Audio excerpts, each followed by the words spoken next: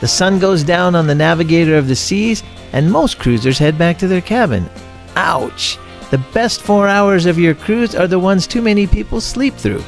I'm going to show you 5 things experienced cruisers do when the sun goes down, and number 1 might just surprise you. Number 5, the pool deck at night. During the day, it's wall to wall. Music, the belly flop contest, kids splashing in the pool, fantastic. But after 9 p.m., it becomes a completely different place. The main pools glow when the neon lights kick in, and the hot tubs are practically empty. Grab a lounger on the upper deck, order a drink from the bar that's still open, and just breathe. There's usually a movie on the big screen, there's a breeze coming off the ocean, it's cooler, quieter, it's like you've got the entire top deck to yourself. It is magical, and most people never experience this because they assume the pool deck shuts down after dark. It absolutely does not. And if you get lucky with a full moon over the Pacific, oh boy, drop a like just for this one, because I promise you, you will think kind thoughts about me for telling you about the pool deck at night. There's nothing like it. Now let's head back inside. Number 4, the Royal Promenade parties on the Royal Promenade. These are fantastic, high-energy events, and first-timers tend to skip them, and that is a major mistake. Why does it happen? They don't check the app. The Cruise Compass lists them, and the app confirms them. Once you get on board, make it one of the first things you do. Use the app to check the schedule for the Royal Promenade parties. Now, these parties usually happen around 10:15 p.m., right when a lot of people are wrapping up dinner and thinking about bed. Meanwhile, the promenade is filling up with the cruise director's entertainment team ready to party. The 70s Disco Inferno party, the Welcome Aboard party, the balloon drop, the silent dance party, platform shoes, balloon insanity, parades, music, dancing. Have I got you yet? And the best part, you don't have to do anything but show up.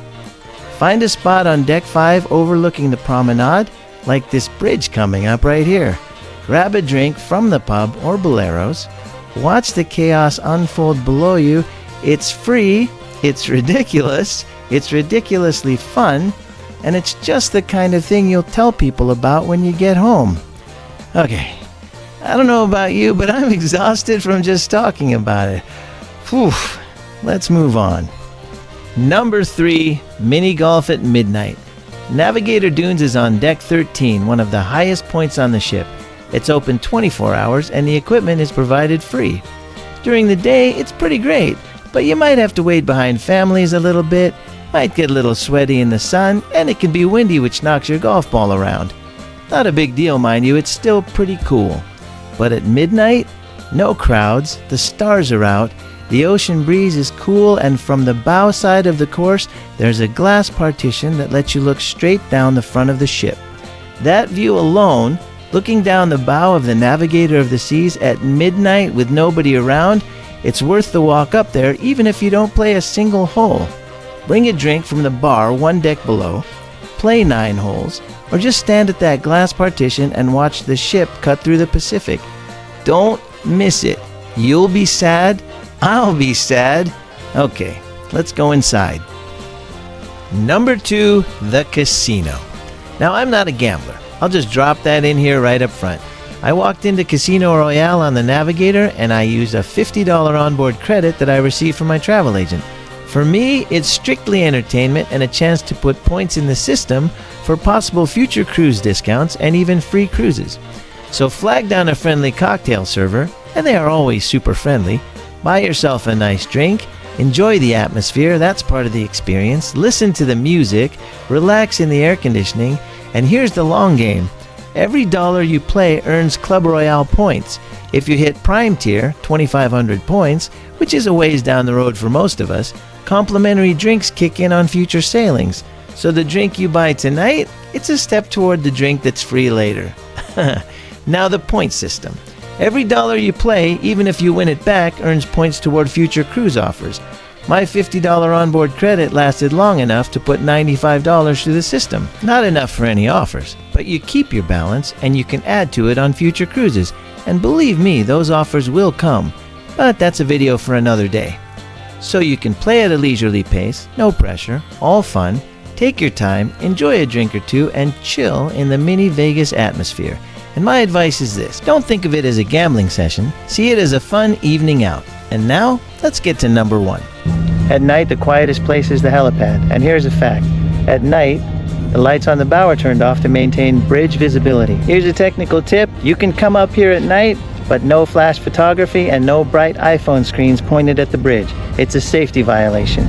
If the wind is above 40 knots, the crew will lock the doors, but on a quiet, calm night, it's a dark sky paradise where the only sound is the ocean. Now, getting to the helipad is a little bit tricky, and maybe that's why so many passengers never find it. Even though it's technically on deck 5, you can't get to it from deck 5. So take the deck 4 promenade all the way forward until you reach the last set of metal stairs. And I'm going to speed this up so that we get where we're going a little bit faster. Follow the path forward until you're standing on the very front of the Navigator of the Seas, with the Pacific Ocean stretching out forever in front of you. Now obviously this is daytime, so you'll have to imagine it's nighttime. But I promise your imagination won't do it justice. No artificial light, just you, the ocean, and the clear night sky with thousands of visible stars. No light pollution, no horizon obstruction, brilliant atmospheric clarity. The only sound is the hull cutting through the water below.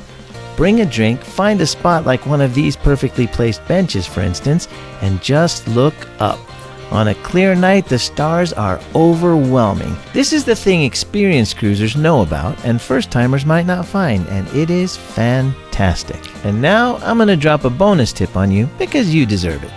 After an evening of stargazing or slot machining or dance partying, you just might be hungry. And the best place to fix that is Sorrento's. And on Navigator, Sorrento's is a little bit different than on any other Voyager-class ship. On Navigator of the Seas, Sorrento's pizza was folded into the Cafe Promenade during the amplification. It's still the best place to hang out and get a snack after a late night show. They've always got cheese and pepperoni available, but keep an eye out for the custom pizza of the day. That's always pretty fantastic. And since Sorrento's and the Cafe Promenade are both in the same spot, you can top off your pizza with a pastry or cookie for dessert, and it's a perfect way to cap off a perfect evening. Okay, so now let's recap the 5 things experienced cruisers do when the sun goes down. Number 5, the pool deck after dark. Number 4, the Royal Promenade parties. Number 3, mini golf at midnight. Number 2, Casino Royale. And number 1, the stargazing paradise of the helipad. 5 things, 4 important hours. The ship is wide open after dark. Don't sleep through it. Now, what's your favorite thing to do on a cruise after the sun goes down? Drop it in the comments. I read every single one, and I appreciate any input from this fantastic cruise community. Thank you for joining me for this nightlife tour of the Navigator. I hope these tips help you plan your perfect evening on board. And as always, if you enjoyed this video, please like the video and subscribe to the channel Dave's on a Cruise. Join our family of committed cruise enthusiasts, and I'll see you on the next one. Cheers.